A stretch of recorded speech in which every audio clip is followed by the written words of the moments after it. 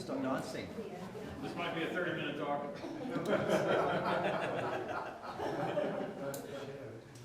I have done that before. It's like I've managed to compress like an hour talk in about 20 minutes. Just give me a coffee. And everyone, seatbelts. Can I get your coffee?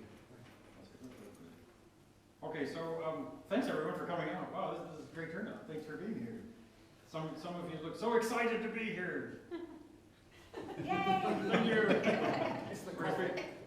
I am here to talk to you today about diversity, inclusion, and equity. So of course I've worked at several universities over the course of my career as a student, and then also as a postdoc. Currently I'm a postdoc at Massey up in Albany. And so I bump into these terms quite a bit. And sometimes the way they manifest in society makes me wonder, what do they mean? So let's look at some examples, say, in government. The New Zealand government has noticed that there's a tremendous disparity in the number of women, the percentage of women in the company boards. So say, what was it, AET said, for New Zealand's top 100 companies, only 24% were women. And so they proposed imposing quotas to equalize this, because last I checked, this is not a good representation of the percentage of women in the country. It's, what is it, 10%? Right. But so they noted that having quotas may be the wrong choice. They might bring in the wrong women, like people's sisters and wives and daughters. And they do not bring diversity. They don't change the culture, right? And simply having more women, it may be quite good for a company, right, to bring some different views and so forth. But enforcing a quota, does that help anyone? And furthermore, risks having women appointed to the wrong role for the wrong reason, that some people might view that as personally demeaning. Right? Why did you get your job? Well, I just filled a quota. Corporate, Google. A recruiter for YouTube filed a discrimination lawsuit for firing over Google's hiring policies. The lawsuit filed by Arne Wilberg, a white male who worked at Google for 9 years, including 4 years as a recruiter at YouTube, alleges the division of Google set quotas for hiring minorities. Last spring, YouTube recruiters were allegedly instructed to cancel interviews with applicants who were not female, black, or Hispanic, and to purge entirely the applications of people who did not fit these categories. He describes this at some length in his YouTube channel. He accused Google of retaliation in response to his complaint about discriminatory hiring practices, but it may be simply summarized as, he was discriminated against on grounds of race and sex in multiple ways from the day he began opposing Google's diversity hiring policies until he was fired. So because he complained about a discriminatory hiring policy, he was discriminated against. Okay. Academic. A professor of English at New York University, Michael Rechtenwald. He was chairing a hiring committee for an English professor, and he observed that a thank you note given to him by a candidate for the job indicated this person was not qualified.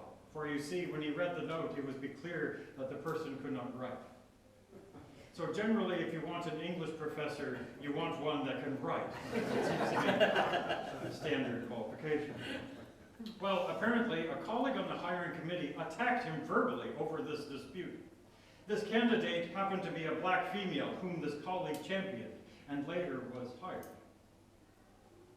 Rechtenwald noted that resorting to blatant tokenism in hiring and promotion jeopardizes the integrity of higher education and undermines the objectives that diversity initiatives aim to promote. This is self-defeating. If we want to foster real diversity in higher education, we had better consider not only diversity of identity, but diversity of thought and perspective. It is this kind of diversity we're supposed to recognize and foster in the first place. So I've taught a lot of maths. So I could threaten you with teaching you some now. And how would you receive that? But so generally I tell my students, get into groups and study in groups. Because you need to see things from different perspectives, right? Maths are a lot like problems in life. To solve them, you need to see from different perspectives. Diversity of viewpoints is not a bad thing at all. But is that sort of diversity the diversity that we're talking about? This diversity criticized by Rechtenwald, is it the same thing as the same diversity that the Google engineer was fired over? What is diversity? A good place to start might be the dictionary. The state of being diverse. Oh, thank you. So it also about the diverse, right? The self-referential dictionary, showing a great deal of variety, very different, a culturally diverse population. Right? So lots of variety. That's generally what I would think. But if we look at a university's example and their definition, this is Queensborough Community College. Diversity is a reality created by individuals and groups by fostering a climate where equity and mutual respect are intrinsic. Diversity includes not only ways of being, but also ways of knowing, recognizing that personal, cultural, and institutionalized discrimination creates and sustains privileges for some while creating and sustaining disadvantages for others. We can work together to eradicate all forms of discrimination. This introduces terms that are not in the dictionary definition, not generally considered part of diversity, such as equity. Why is privilege mentioned? Discrimination, institutional discrimination, knowledge, different ways of knowing. What does this mean? Continue to inclusion. The action or state of including or being included within a group or structure. Generally the opposite of excluding, right? That's a dictionary definition. George Washington University has this definition. It is used to describe the active, intentional, and ongoing engagement with diversity in people, in the curriculum, in the co-curriculum, and in communities, such as intellectual, social, cultural, and geographic. Brandeis University says, it is welcoming to new populations and or identities. The new presence is expected to contribute meaningfully into the system, to make decisions in collaborative, mutual, and equitable ways. Notice the connection again to diversity and equity. These terms, they interlock somehow. Let's look at equity. The quality of being fair and impartial, equity of treatment. In law, a branch of law that developed alongside common law and is concerned with fairness and justice. That sounds reasonable. Brandeis University. The notion acknowledges that we live in a world where everyone has not been afforded the same resources and treatment, while also working to remedy this fact. Equity is often conflated with equality, which means sameness, and assumes incorrectly that we have all had equal access, treatment, and outcomes. In fact, true equality, equity, implies that an individual may need to experience or receive something different, that is, something not equal, in order to maintain fairness and access. For example, a person with a wheelchair may need differential access to an elevator relative to someone else. Here we see what is meant by diversity and inclusion. They hinge on equity. It is not about equality. It is about actively pushing and pulling society into a fair world. It presumes unfair treatment, systematic discrimination that requires some proactive redressing. The analogy of a wheelchair is somewhat telling. Indeed, some people need a little help, right? That is not in dispute. But this doesn't discuss what is actually proposed. It proposes blocking access for some that are privileged, discriminatory Google hiring practices, tokenized hiring of unfit candidates, demeaning position filling. Life is unfair, right? In this race of life, some people, they get an advantage. You ready? Some people get to step ahead before others, before the race even begins, right? Other people, all they can do is stand back and watch. While they continue to move ahead, and others, all they can do is stand and watch. Some of these people that are moving ahead, they may have no idea that the others behind them are not moving at all. They may be completely oblivious. How frustrating this must be. And by the time the race finally does start, some have such a significant head start on the others. And no matter how skilled and how able those are at the back, they cannot overcome this insurmountable difference, this inequity, this unfair treatment. How frustrating that must be. Society is full of unequal treatments. Life is unfair. This is part of life. Equity, not equality, attempts to fix society by bestowing privileges on some viewed as groups currently and or historically lacking privileges others enjoy. These other groups may then suffer unfair treatment to achieve this. The analogy used of a wheelchair-bound person needing help is illustrated here with a vertically challenged individual. Needs a little boost so they can see over the fence. Right? So that's the unfair treatment in order to equalize the outcome. Not only that, it suggests that the fence itself is some sort of systemic barrier that needs to be changed. I suppose in this image, a chain link fence is more equitable than a wooden slat fence. Although sometimes I look at this and I wonder, why don't they just go into the game? I'll stand in the back, looking over the fence.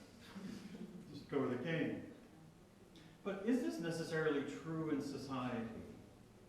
Are there systems of inequality that push some people down and pull others up? History is replete with examples of people enslaving others.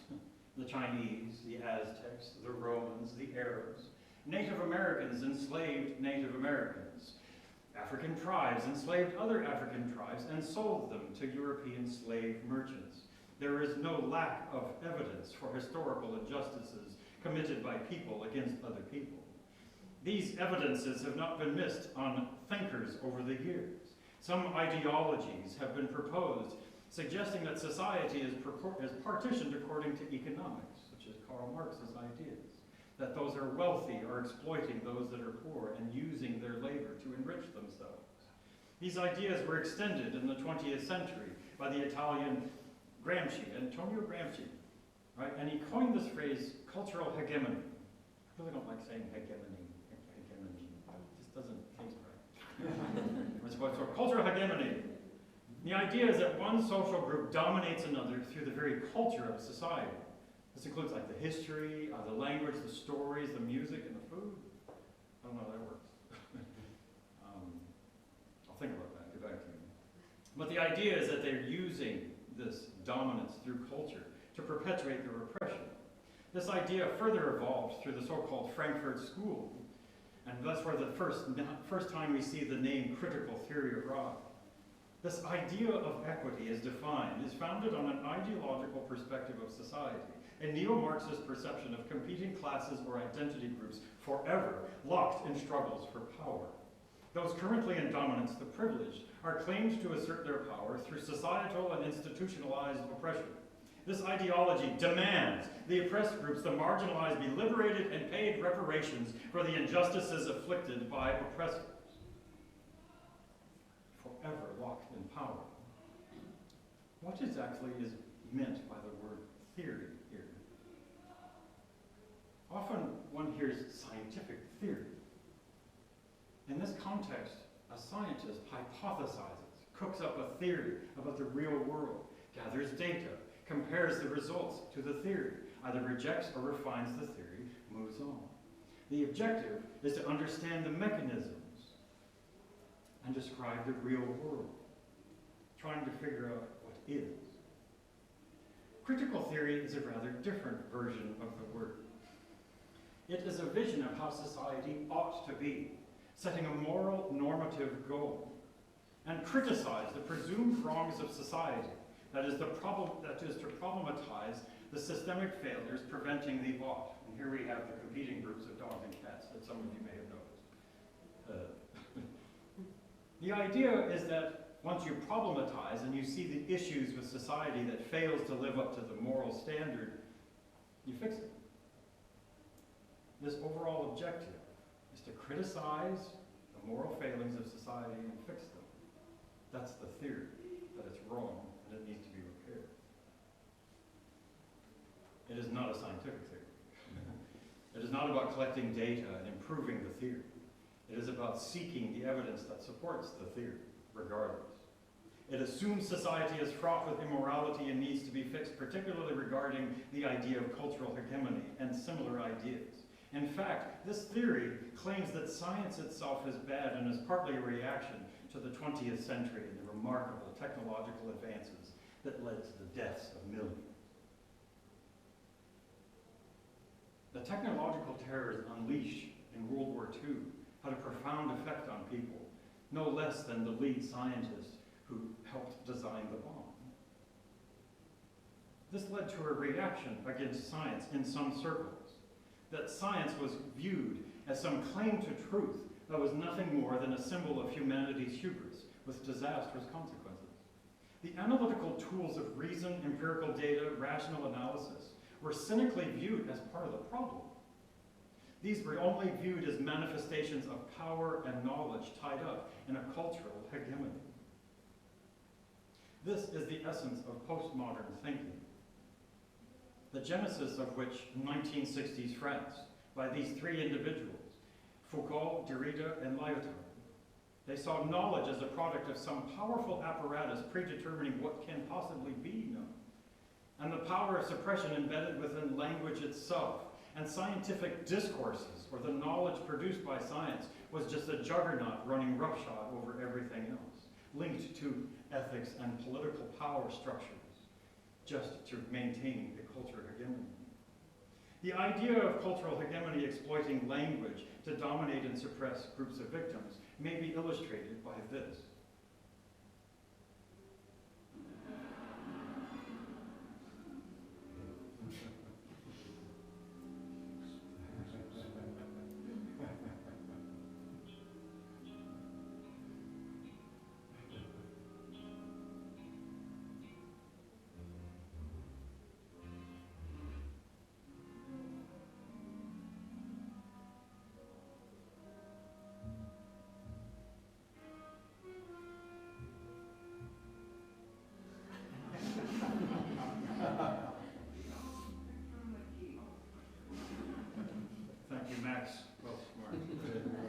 Right? In other words, to them, this theory encapsulates language as something of a keyhole. The postmodernist view is that language isn't just, for instance, a keyhole that shapes the reality. It is actually a mechanism to manipulate our realities through how it's constructed through language. The keyhole dictates what is seen, particularly someone is manipulating what we see, manipulating our perceptions of reality. They control reality, as the postmoderns claim. But theory here overall focuses on the barriers to knowing that reality, by examining cultural biases, assumptions, and theorizing about how they work, particularly how these barriers and keyholes are used in cultural hegemony. Any grasp of truth and reality is forced into a keyhole from their perspective. Of course, we can decorate with anything we want, with anything they want to control us with.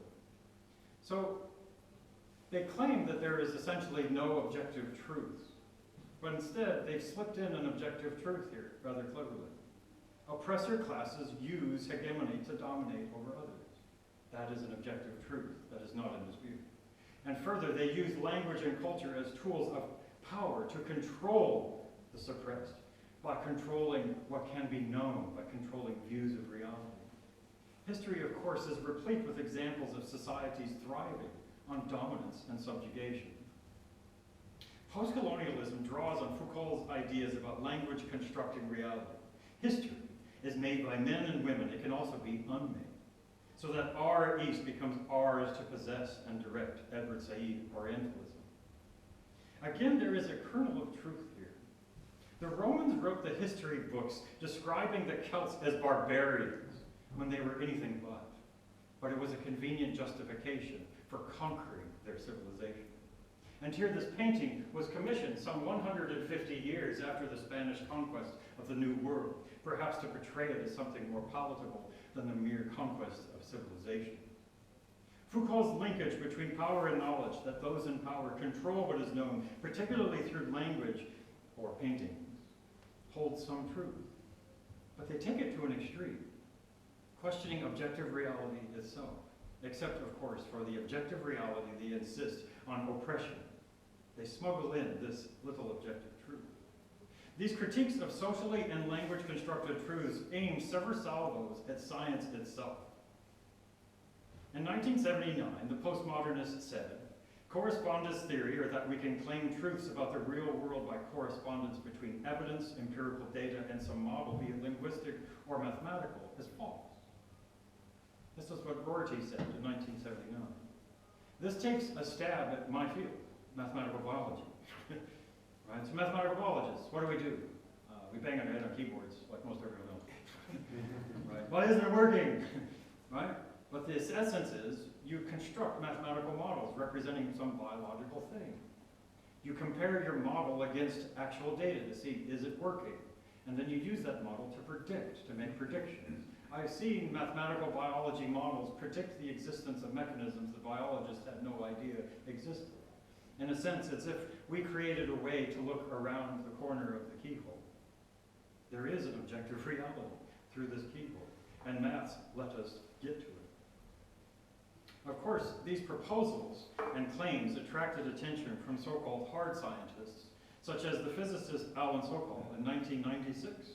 He submitted a hoax paper applying the fashionable postmodernist critical theory principles to physics, of all things. This paper was eagerly accepted for publication, even celebrated. In the paper, Sokal argued that gravity was a fiction that society has agreed upon, and science needed to be liberated from its ideological blindness. Absurd. This paper was published and lauded for its approach, its critical theory approach to science. Of course, some objective truths are completely independent of the language you speak, the music you sing, the food you eat. No matter where you are in space and time on the face of the earth, what is the one thing that we can all agree on, we all have to deal with at some point? Chili. I'm New Mexican, so oh, you mean gravity, gravity. Yes, so gravity, we also did your gravity. That's the fundamental truth. Okay, sorry, that was a bad joke. Thanks for laughing. Right. So, as this hoax pointed out, the kernel of truth that language was the keyhole we view reality through does profoundly shape our knowledge. But this kernel is taken too far, and it criticizes the existence of an objective reality. Theory nevertheless insists that truth itself is relative, that views of truth are unique and accessible only by those with particular perspectives. Particularly marginalized perspectives are considered superior. Diversity is rooted in this concept of society. The marginalized have special knowledge the oppressors cannot know. The oppressors' views are suspicious because they are presumed to want to protect their privilege because they're using cultural hegemony. All this ideology and philosophical infrastructure forms the foundations of what is known today as social justice. The tools of social justice are diversity, inclusion, and equity. The mechanism of equity is essentially summed up as marginalize the privileged and privilege the marginalized. Treating the privileged in this way is not considered unfair because they've had it so good. If they get roughed up along the way, well, that's along the way to a better world. One means to achieve this better world envisioned by critical theory is this mechanism, pushing and pulling up and down oppressors and oppressed. This further includes inclusion. Inclusion is actually excluding oppressors and pushing them out. The oppressors being excluded means that you may be suppressing them verbally, even physically. That's okay because they're oppressors. If they get roughed up along the way, there's a better world at the end of this road. Note the contrast here. In the 50s, students in Berkeley, they marched for free speech for all. A few years ago, a controversial conservative speaker invited to speak. What did they march? They said he can't speak because his speech is hate speech.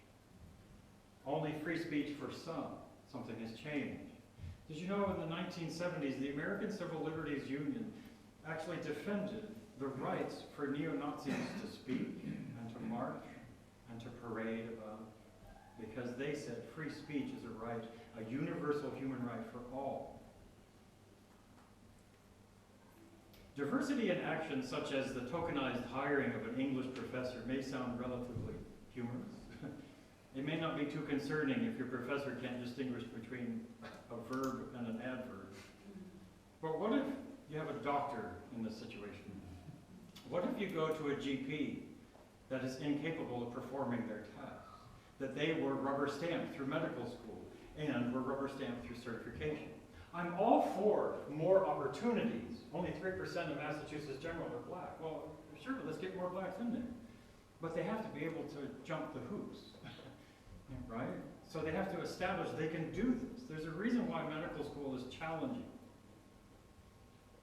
Because they want you to earn it, right? It can't be given to you. Otherwise, you might be giving bad medicine to people instead. Public schools. Well, actually, this is a private school.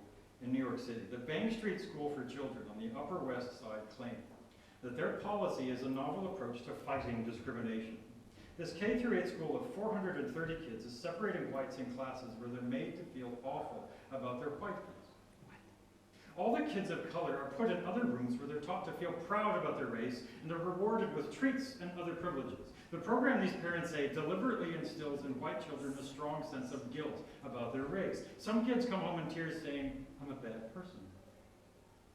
Promotional videos show a young white girl for this school saying, "I feel guilty for having a privilege I don't deserve." This is diversity in action. In 1954, the American Supreme Court made the landmark decision Brown versus Board of Education, decreeing the desegregation of all public schools in the nation. Chief Justice Earl Warren had this to say about the decision: to separate them from others of similar age and qualifications solely because of their race generates a feeling of inferiority as to their status in the community that may affect their hearts and minds in a way unlikely to ever be undone. They desegregated schools because it was causing damage. Now they're desegregating schools because of diversity. Once assigned to an oppressor group, there is no forgiveness. You are intrinsically morally inferior. Rectenwald himself, an avowed progressive critical theorist, encountered this during his studies. There were two intolerant and intolerable PhD students a year or two ahead of me. This inseparable pair took to heckling me week after week in the middle of class everywhere he went. I had no idea what was going on. I couldn't think of anything I'd done wrong, although now I know that I was guilty of the social justice version of original sin. Such an English professor. How do you say that? Inexcusable. Inexcusable, unforgivable. He was an original sinner, being white, straight male. And it's unforgivable from this whole perspective. Social justice holds that membership in the second-class identity group grants membership exclusive access to particular knowledge, their own knowledge, that members of dominant identity groups cannot access or understand, no matter how committed they are to the ideology, to this theory, as Rectenwald discovered. There is, of course, a kernel of truth to this. One cannot fully understand another's perspective unless you climb in their skin and walk around in it. But is it necessarily impossible? Not for this one. In 1950s America, Jonathan Griffin, a journalist, had an extraordinary idea and set out to execute it. He converted himself into a black man. He shaved his head, he dyed his hair with shoe polish, he took a massive dose of a drug for vitiligo to darken his skin, and he stepped out into quite racist 1950s New Orleans, a black man. I was imprisoned in the flesh of an utter stranger, an unsympathetic one with whom I felt no kinship. All traces of the John Griffin I had been were wiped from existence. I looked into the mirror and saw nothing of the white John Griffin's past. No, the reflections went back to Africa, back to the shanty and the ghetto, back to the fruitless struggles against the mark of blackness. He was deprived of toilet facilities, easily convenient. Instead, he was ordered to walk miles to the colored toilet facilities. He dealt with the malice, grotesquely twisting the white people he encountered, and he called it the white hate stare. He was repeatedly warned by his fellow black peers to never, ever, never look at a white woman. It affected him profoundly. My conditioning as a Negro and the immense sexual implications with which the racists in our culture bombard us cut me off, even in my most intimate self, from any connection with my wife. What a profound effect on him. He was reviled like white Southern Americans. He was burned in effigy in Mississippi, his family threatened with violence. And notably, along the way, he did encounter whites that were trying to help. And their efforts came across as, he called it, paternalistic. These childish Negroes can't take care of themselves. We have to fix them. He hitchhiked across the American South, and of all the drivers that picked him up, one was exceptional. One person didn't see the color of his skin and treated him as a human being. The color of his skin was irrelevant. In fact, he found it inconvenient when he wanted to buy food. He's like, I can't go in there because it's whites only. Oh, steak. So I'll just go get some food and we'll go. He found this encounter with a colorblind individual quite quite refreshing. What is colorblind? A term used to describe personal, group, and institutional policies or practices that do not consider race or ethnicity as a determining factor. The term colorblind de-emphasizes or ignores race and ethnicity as a large part of one's identity. Perhaps another way. I have a dream that my 4 little children one day will live in a nation where they will not be judged by the color of their skin, but by the content of their character. The pigment of their skin should be inconsequential. Today, racial studies are thriving. This man, Ibram Kendi, is the director of the Boston University Center for Anti-Racist Research. He considers that colorblind treatment of black people is racist. He says it is a mechanism used by racists, or simply oppressors and privileged, to mask their racism or to ignore the racism around them. Perhaps that may be true. There is indeed racism today. I have seen it in action in America and here. But this may also indeed be a way to ignore the racism that does actually occur. But I would say that this is mostly a false premise. This forces focus on one's pigment once again, instead of looking past them, past the pigment of the skin and saying you're a human being and I treat you as such. Instead, he suggests that you have to focus on the color. And focusing on one's skin pigment leads to complications, leads to the development of theories such as this. White fragility is a state in which even a minimum amount of racial stress becomes intolerable, triggering a range of defensive moves. These moves include outward displays of emotions such as anger, fear, and guilt. These behaviors function to reinstate white racial equilibrium. Robin DiAngelo is widely praised and recommended today for her diversity, inclusion, and equity workshops that she incidentally pulls roughly $15,000 a pop for. Her book is a top seller in North America. There's a lot of money to be made in this industry. Ibram Kendi, I noticed last week, charged $20,000 for a 1-hour Zoom consultation with a public school that wants to buy his books in bulk. DiAngelo formulated her hypothesis on white fragility due to encounters with angry white people in workshops. So just imagine, you're working for a company. The company says, we've hired a diversity, inclusion, equity counselor. You're going to go there. You're going to listen to everything they say. You're going to pass all their tests. You're going to jump through all their hoops. Otherwise, you're out of a job.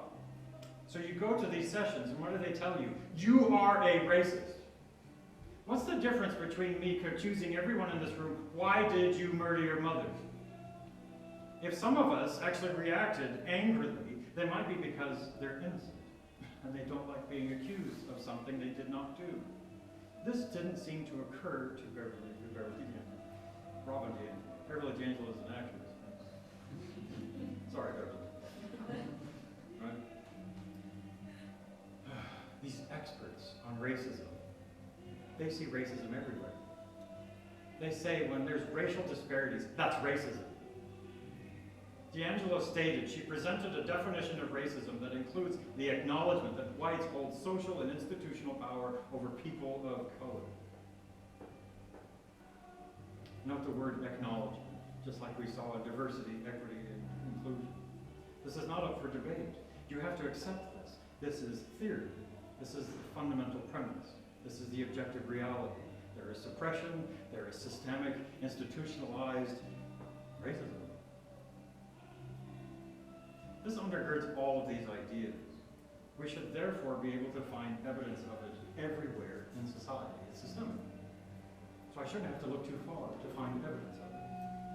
So my background is applied math, but functionally I'm a scientist.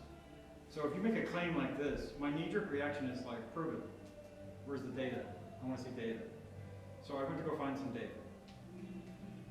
So this is a study done by Stanford, just a couple years ago. They studied the sources of racial disparities in income using anonymized longitudinal data covering nearly the entire United States population from 1989 to 2015. Good grief. It's a massive study, right? But they compared economic factors for blacks, whites, Asians, for Native Americans, and Hispanics, right? And so lo and behold, they found racial disparity. Here we go. We have proof of racism. Let me explain this a bit. So here we have black income levels, we have white income levels. Note, this is not over time. This is actually over the entire nearly 30-year period where they partitioned it. So we have low income levels over here and high income levels over here. So notice as you get towards the impoverished, both of these start tailing down, both the white and the black, and then the black and the white both start tailing up at the higher income levels. But what a remarkable disparity. So one might be tempted to stop there and say, racism. There's racism in America. But if you dig deeper into the data, you see a different, more nuanced pattern. This is for black and white females. I didn't tell you that was for black and white males. For the more astute observers, this is very different between men and women.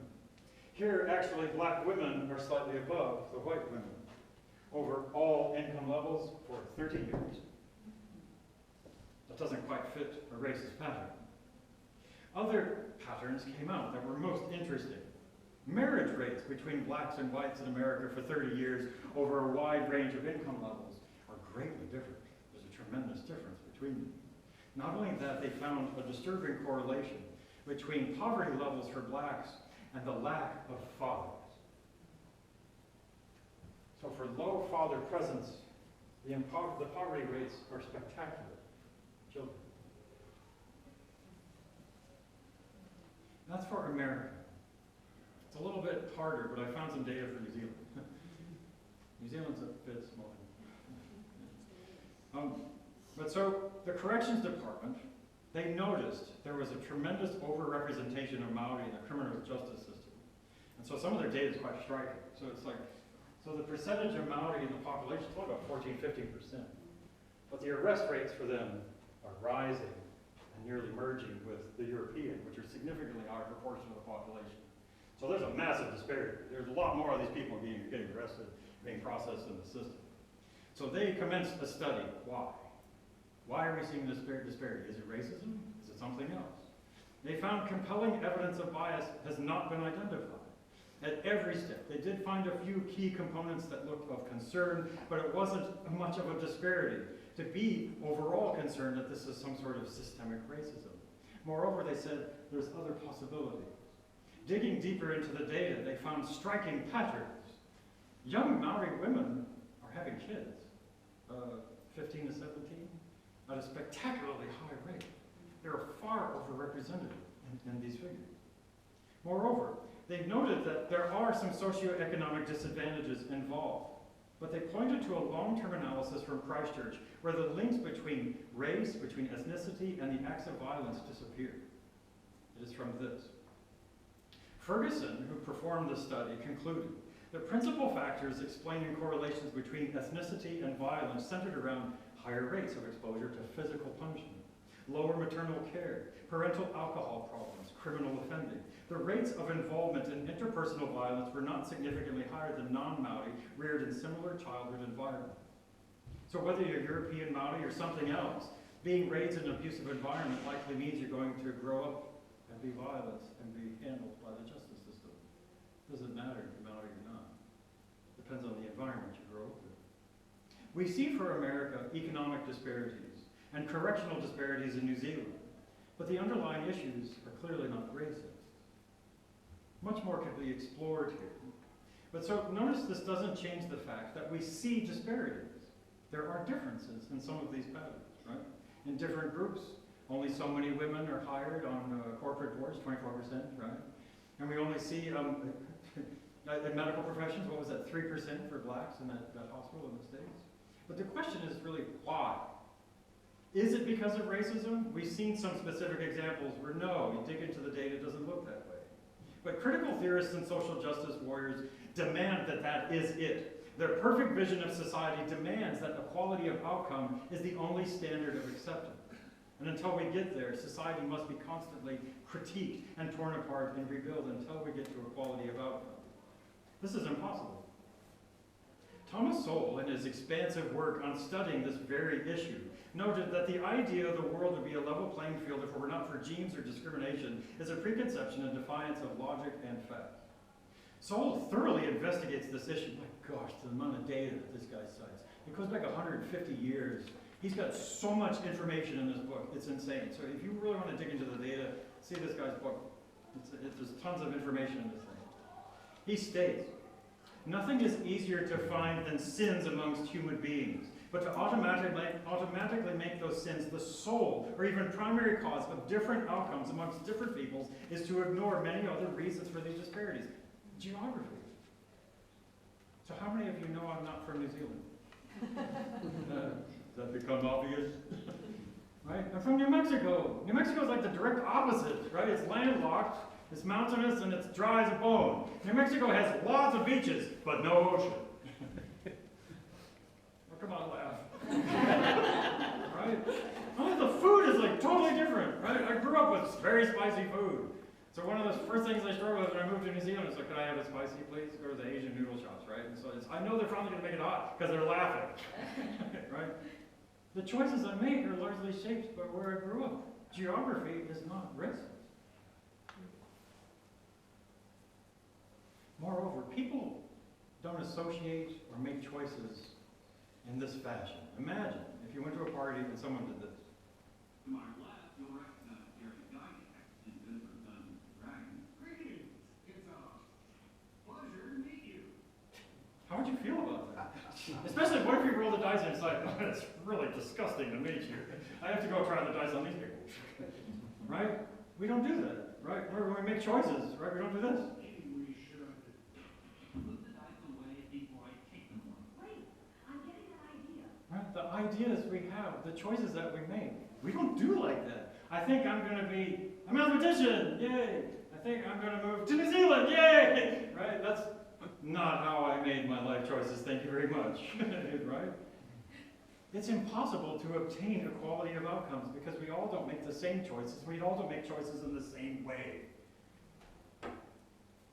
What is far harder to find is the even or random distribution of different kinds of people. In places or endeavors, it is widely treated as some norm, deviations from which are regarded as evidence of discrimination, in the sense of, as he defined it, discrimination to or racism. Consider a world where an avowedly racist country whose laws were explicitly discriminatory and designed to cripple an entire group of people, to keep them oppressed and subjugated. But racial disparities emerged that were the opposite of what they intended for this systematically racist country. This hypothetical, can that happen? It did. In South Africa. Apartheid laws limited how many blacks could be employed in a particular industry or occupation and forbade their being hired for work above certain levels. Yet white South African employers often hired more blacks than they were allowed to under apartheid laws and in higher occupations than those permitted. The distributions came out the reverse. So if this distribution was caused by a racist policy, it did it in the backwards way. It didn't work the way they wanted. Why? It cost nothing for white South Africans to vote for candidates promoting white supremacy. It was easy to cast a vote. But the businessmen, they needed qualified workers, and they couldn't find enough amongst the whites, so they hired blacks. Economics drove this pattern, not racism, despite all the efforts of the racists. The data. The empirical evidence and the facts do not support the hypothesis or the theory that society is essentially racist. The data on economic differences in America, correctional differences in New Zealand, these higher black unemployment rates in racist South Africa, I can get much louder. Okay, that don't fit this theory are not caused by racism or explicitly racist, but then they cause the exact opposite pattern. Certainly, elements of suppression and oppression exist in society, but the premise is that it's institutionalized, structural, fundamental. It is the very architecture upon which civilization is built. That doesn't hold up to scrutiny. Sorry. Nevertheless,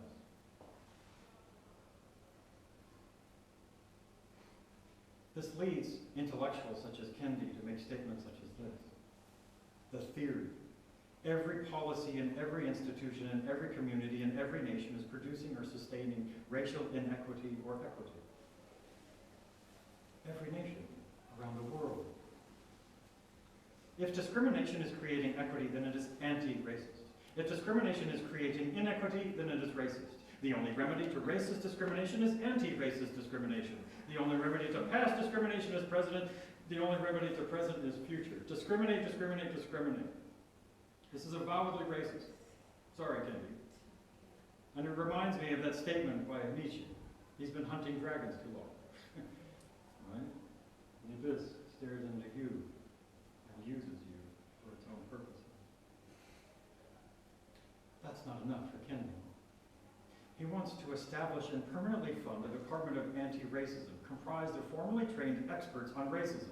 This DOA would be responsible for pre-clearing all local, state, and federal public policies to ensure they won't yield racial inequity. This DOA would be empowered with disciplinary tools to wield and impose their will.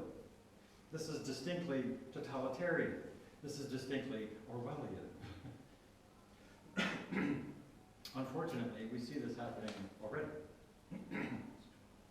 Clarissa is a college professor who immigrated to the US from Russia after the fall of the Soviet Union. She observes many things in academia that she finds disturbing. She mentors early career academics, graduate students that are not producing scholarship. They're just turning in collections of woke slogans. I see this from students who come to college. It seems like all they get in schools is dogma. They're blank slates. They have no real knowledge of anything. They just repeat slogans, and when you ask them to explain it, they just turn blank. I have a friend who is very woke. The woke ideology is the belief that if somebody departs from the dogma, even by an inch, that person is evil, a hate-filled bigot. When I disagree with her, I can see that she generally can't comprehend that I disagree. All your coworkers are enemies. Either they can get you in trouble, or they're out to destroy you with a mere accusation. It destroys all sorts of uncontrollable communities, friendships, families, church communities. When you set people against each other, they're easier to control. This is totalitarianism. Nobody's going to be safe. Nobody can pledge enough allegiance to protect themselves, and we see this already. People are policing each other for racist acts. A builder in California, he's driving along with his arm out the window. He's cracking his knuckles, as sometimes you do. Someone driving next to him saw that, took a picture of it, uploaded it on Twitter, and said that is a white supremacist symbol. So this man was called in by a supervisor and said, "You're accused of being a white supremacist." And this builder was shocked because he's a Mexican American. I was like, what? I'm not a white supremacist, I'm Mexican American. He lost his job. At Ohio State University last week, a victim reported that he was walking along the sidewalk when an unknown black male standing across the street yelled a racial slur. The two exchanged words, and the suspect that initiated the altercation ran towards the victim, punching him in the face. The victim suffered a broken jaw. Other victims were apparently attacked by the same black male and a black female associate. None of the victims' race, when they declared a public safety hazard, none of the races of the victims were mentioned. Students were outraged. They claimed that this omission was mocking the entire black student body. A student added, "They're blatantly making campus more uncomfortable and dangerous for us and people of color." So, the world is a more dangerous place for black people because the victims who were assaulted by black were not identified as white. What does that suggest? Shall we simply call them white oppressors? Does the ethnicity of the victims justify the assault? Is that what they're saying? Yes, according to social justice. The vision is a better world. The whites are privileged oppressors and must be marginalized if they get roughed up a bit along the way. Well, that's a small price to pay for a better world. Painting one group by virtue of their ethnicity or heritage as intrinsically morally corrupt has consequences. The activism of social justice and the postmodern presumptions demand that society be changed, but history shows these efforts often lead to civil wars. Sri Lanka, a previously peaceful coexistence between the Tamil and Sinhalese, was set ablaze in a civil war when a leader blamed the minority and prosperous Tamil for all the oppressions of the Sinhalese. It promoted resentments against them. Ethnic polarizations led to discriminatory laws against the Tamil, leading to violence and counter-violence, emerging in a full-blown civil war for decades. As James Lindsay and Helen Pluckrose wrote in their book on critical theory, a wonderful summation of all this stuff, critical theory reduces everything to one single variable, one focus, and one interpretation: prejudice. Disparate outcomes can have only one explanation: prejudicial bigotry. There is no alternative explanation. Theory demands and always asks to lead back fact racism. That's its objective reality.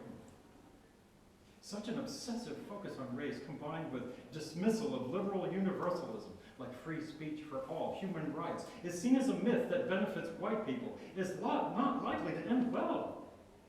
These attitudes tear at the fabric that holds contemporary societies together. The proposals to fix these problems ignore evidence of these dangers and are frankly frightening. The word dehumanizing comes to mind. Although it has features similar to a human, the subhuman is lower on the spiritual and psychological scale than any animal. Inside of this creature lies wild and unrestrained passions, an incessant need to destroy, and cold-hearted villainy. Not all of these who appear human are in fact so. Woe to him who forgets it. There is only one objective: to pave the way to a higher form of existence, to give shape to the endless nothing, to make progress on the elusive quest for continuous improvement. This is propaganda from Heinrich Himmler's department of the Third Reich, called Der Untermensch. This is the picture of one of his millions of victims. A problem that needed to be solved. How far away are we from justifying this? Whites are treated as intrinsically morally inferior. Assaults are happening against whites, justified just because they're oppressive. How far away are we from an Orwellian world? We are all capable of believing things which we know to be untrue, and then when we are finally proved wrong, impudently twisting the facts so as to show we were right. It is possible to carry on this process for an indefinite time. Sooner or later, a false belief bumps up against a solid reality, usually on a battlefield. I resisted the temptation to put that girl's face on the screen in front of you, but I thought it needed to be done. These trends are very disturbing, and as I've been looking at these issues, I've been disturbed. So one thing I have not talked about at all today is, what does the Bible say? What do we as Christians, how do we respond to this? How do we seek truth in the Bible and apply it to these situations? How do we as Christians respond to oppression, to some of these very real issues? You know, heroes in the Bible use their positions of power to exploit others. So next week I'll be talking about, what does the Bible say about this stuff? And hopefully there's a more sensible way to deal with some of these issues. Because again, like I said, there's kernels of truth in a lot of what they say and the way they approach these things. They take it to ridiculous extremes that are dangerous. Thank you.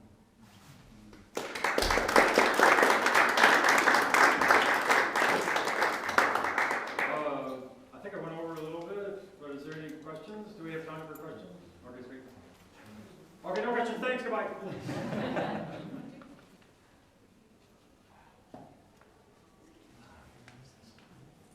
I guess I could just prompt a little bit. There's so much data on this stuff. Finding the American study was amazing. It was an amazing study. And then finding the New Zealand study, you can get that study online if you want to look at it. I've seen other studies and other discussions. Last month, the New Zealand Medical Journal issued an entire issue on nothing but racism in medicine in New Zealand. Just haven't had time to look at it. There's so much. And so some people have been sending me stuff, well, this says there's racism, that says there's racism. And I would say one of the underlying principles for this, it's got to be racism, is that postmodern social justice premise. The only explanation for disparity has got to be racism. And again I've seen when you dig into the data, it always comes out more complex and nuanced. Thank you.